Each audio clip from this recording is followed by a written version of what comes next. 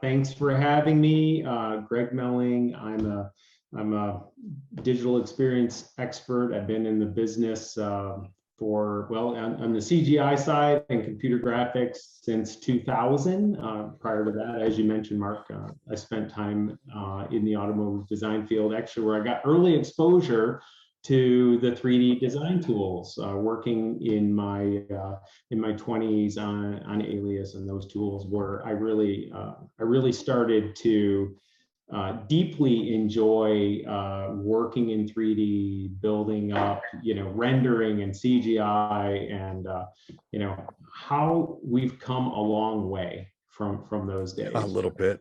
When you say digital experience, experience matters, I believe, was the kind of the tagline for Macromedia 20 years ago. And we talk about creating experiences for clients and in kind of every industry, it feels like. When you say digital experience, what does that mean in your day-to-day?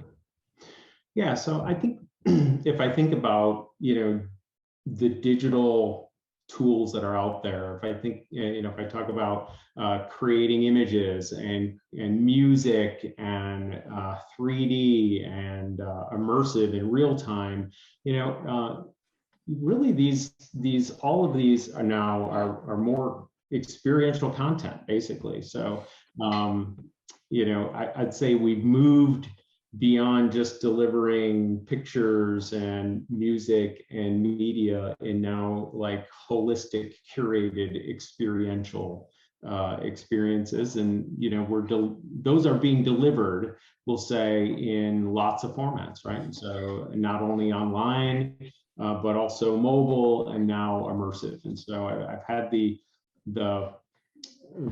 blessing to be in this business and watch the technology frameworks on the creation side grow up. And from my early days in the business, just getting simple renders produced, sometimes was a big exercise. And now we have incredible tools and solutions out there that can create highly realistic visual experiences at incredible frame rates, delivered via the cloud in 3D. And so, this is all really blossomed into a technology palette that is awarding us, things that we could have never imagined 10 years ago.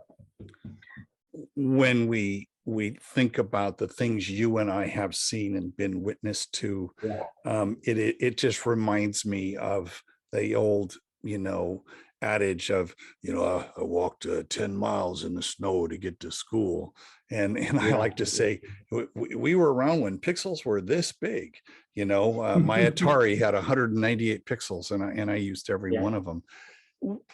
Let's go back a little bit, because the idea of the metaverse, that word was coined by Neil Stephenson in the book Snow Crash. Was just a seminal book for myself. I think people don't really understand that word, because it's been in the press. Is Facebook the metaverse, and is Meta, I mean, all of that stuff. But I think we could go back and look at virtual reality, and I think people could probably understand that a little more, which then not morphed, but it begot augmented reality. So being able to blend something virtual with something real to now something digital that we can be in, to your point of being an experience. Did I get all that right? Yeah. And I like to, explain to somebody, when they ask, what is the metaverse? That can be a long or short answer, but, the reality is it's a term that we've may describe something that we've been actually building for a long time. The framework that has enabled the metaverse, probably, goes into even like voice over IP and augmented displays, AR, VR, real-time 3D engines, right? So the graphical engines, the game engines that enable those experiences. I think of high-speed mobile networks, for example. So, now we can actually, use mobile networks to deliver experiences at, 30 frames or 60 frames per second. And then cloud computing, is what allows us to push the compute for that experience off, somewhere else. And so we only have the endpoint. And then there's other technologies that are coming into play as well, like blockchain, right? NFTs. And I actually, one of the big ones is geospatial technology. Geospatial technology is what is allowing us to create that world around us, to build digital twins, if you will, and put those digital twins actually in a place that you can go experience them or see them. And so all of these things, you could say unto themselves wouldn't have been able to enable the metaverse or web 3.0 or whatever we want to call it. But to your point, this is the way I see it. I think every large company out there would like to say they are the metaverse, but I think it's going to be very much, it'll be like the web, right? It'll be like the World Wide Web. There will be lots. Well, there are many players out there that are all maturing their solutions, and sometimes those solutions overlap, that you might peer into one network versus another. But I think we're going to end up in a place where, just like the World Wide Web, you have an address and you're going to go there, and that's what you're going to have an experience delivered to you based on the technology ecosystem that you live within, right? Greg, is it fair to say, so in that exact idea, the internet is that enabling technology? Santa Barbara was one of the first nodes on the internet when the DARPANet. Yeah. It was to enable academics to communicate with one another, and there were destinations along that. It feels like the metaverse is that underlying place, because I think metaverse is a place, not a thing, and that there are places to visit within the metaverse. And what we're seeing now is, well, is it Facebook's view of that? Is it Google's view of that? Is it Apple's view of that? Is it, heck, I bet Netflix would love to have a piece of that. And I think that, and here's the question is, will the metaverse be more quickly commercialized? Whereas the internet had academic roots, the metaverse feels as if it has commercial roots. There's your question, sir. Yeah, a couple points. I'd say one way to look at metaverse again is a digital experience layer that's being built around us, a digital dimension, if you will, right? Sure. And to your point, you will have a Facebook or a Google or Microsoft or maybe even Azure, Amazon want to deliver a different view or their own adaptation of how they want to deliver that. And that's going to be, dependent on those ecosystems in which those people choose to participate. So from to your point, and when it comes to commercialization, I think just like any new technology, it will be more rapidly commercialized than the previous technology, which I would say, the internet, right? If you look at the internet, up until now, it's taken us 30 years to sort of have a good framework that could support this. But at the same time, the restrictions or the requirements to participate in the internet are very, very low, right? You could probably go find an old computer, in your closet somewhere you haven't plugged in 15, 20 years. You can plug it in. And if it's not Wi-Fi, you plug a mobile cord into it or an Ethernet cable, and you'd be able to log in and you'd be able to get that experience.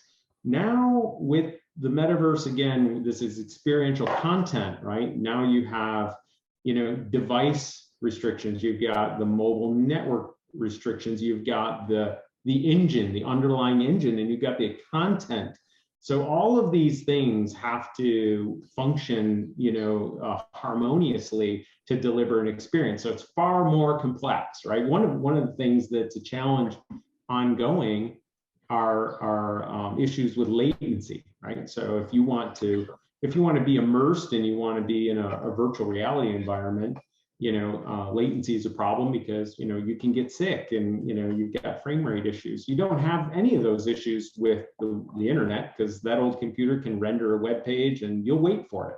But when you need to experience something at a high frame rate, there's a lot. And I'd say the big one there that I think everyone has really been waiting for is the 5G mobile networks. And now with 5G coming in, and we will, the next few years, we will have 5G wrapped around the whole country, and you'll be able to deliver experiences, in speed and scale that you've never been able to before. And that's going to really transform a lot. I think that's going to bring a lot of people in, right? Because it's going to be pretty much ubiquitous at that point. In my reading, one of the things that came up was this notion that you don't go to the metaverse, we're just in the metaverse. Mm-hmm.